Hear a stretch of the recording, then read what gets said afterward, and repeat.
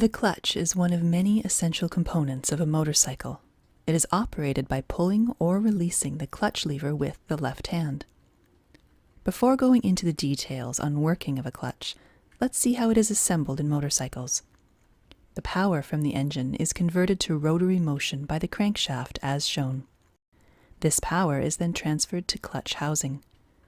The clutch assembly transfers power to the input shaft of the gearbox.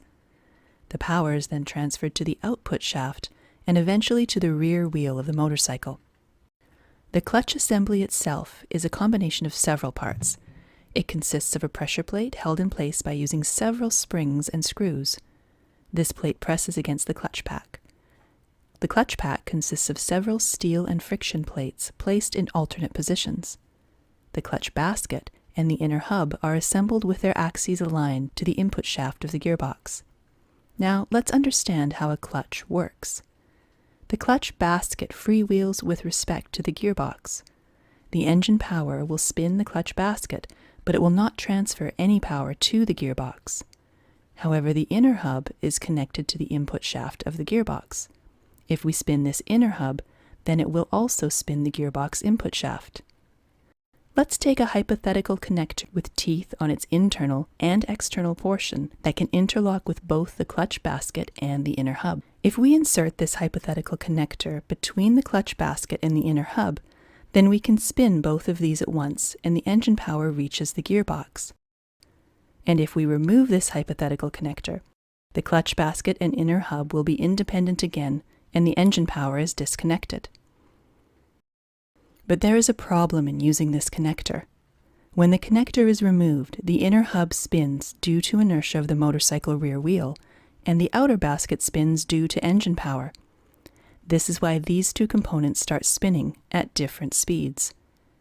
In order to interlock with both of these non-synchronized spinning components, the hypothetical connector will have to spin at two different speeds at the same time, which is impossible. For example, if it matches the inner hub speed, then interlocking this connector with the outer basket will be either impossible or too difficult. To eliminate this problem, the clutch pack is used in place of this hypothetical connector.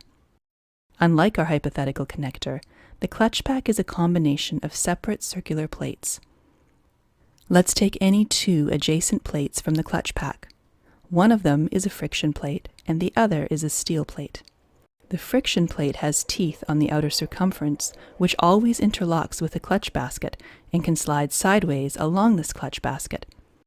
The plate spins with the clutch basket, but doesn't affect the inner hub.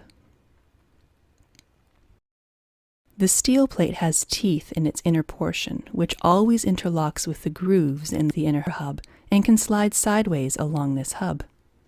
This plate spins with the inner hub, but doesn't affect the outer basket. As these plates can slide sideways, we can press them together, gradually increasing friction so that both of them start acting like a single unit, like our hypothetical connector. With this arrangement, if we spin the outer basket, the inner hub will also spin. This will eventually transfer power from the engine to the gearbox. Even if the plates are spinning at different RPM at first, the gradual increase in friction between them will eventually synchronize them. If we release the pressure, the two plates become independent. This will disconnect the inner hub with the clutch basket, and the engine power is disconnected. Several other plates are added to increase strength and surface area. Now let's understand how pressure on these plates are changed while riding a motorcycle. We use the pressure plate for this purpose. It has ducted attachments where a set of springs can fit in. A set of retainer bolts are screwed to the inner hub. This causes the spring to compress and apply force on the clutch pack, resulting in sufficient friction between the plates.